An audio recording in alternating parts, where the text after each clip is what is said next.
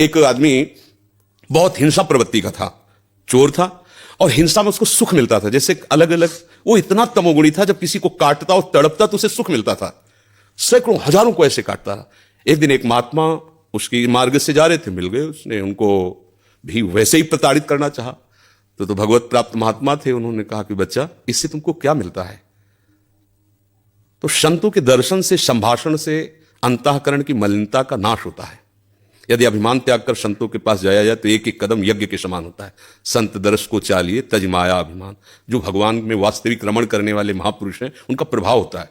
उस पापात्मा जीव की हिम्मत नहीं हो रही थी उनकी तरफ देखने की। उनका बेटा तुम ये सब क्यों करते हो?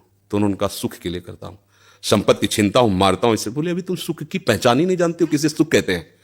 तो उनका फिर मुझे बताइए आप सुख किसे कहते हैं? बोले हमारी बात तुम्हें तभी समझ में आएगी तब तुम निष्पाप हो गए, क्योंकि पापवंत कर सहज स्वभाव भजन मोहिते ही भावन। बोले महाराज क्या करूं जिससे मैं निष्पाप हो जाऊं? तो उनका हमारे भारत में पवित्र देश है, उनमें आप भ्रमण करो, अवगाहन करो, तुम पवित्र हो जाओगे। निष्पाप करने के लिए हमारे बहुत से तीर्थ हैं भारत में, तीर्थपाद प्रभु ने उनको प्रकट किया है। तो महाराज हम कब जानेंगे पवित्र हो गए? तो सिद्ध महापुरुष थे, उन्होंने एक शुष्क लकड़ी दी, सूखी हुई लकड़ी दी, कहा इसे ले जाओ और जब ये हरी होने लगे, इसमें किनगा आने लगे, तो तुम समझ लेना तुम निष्पाप हो गए। चला गुरु को प्रणाम करके 10 किलोमीटर चला हुआ, शाम हुई, एक वृक्ष बड़ा था, उसके नीचे रुका। गांव में रहने का स्वभाव उसका नहीं था, और उसमें 4-5 चोर बैठे हुए थे, और वो नीचे जड़ में ऐसे जाकर बैठ गया। रात्रि व्यतीत हो तो तीर्थयाटन को जाएंगे।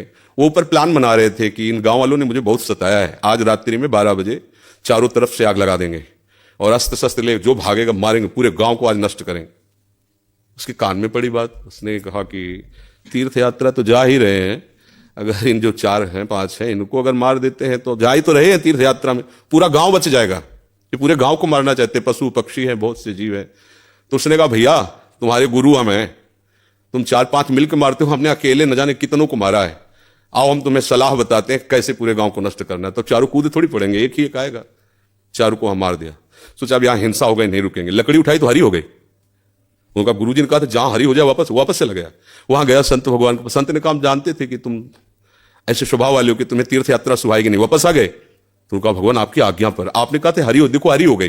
बोले कौन से तीर्थ में? बोले तीर्थ लेके आ, 4 को और मार दिया है।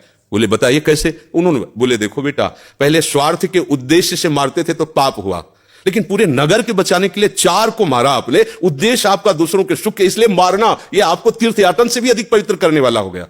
क्रिया वही, उद्देश्य परिवर्तन, फल का परिवर्तन।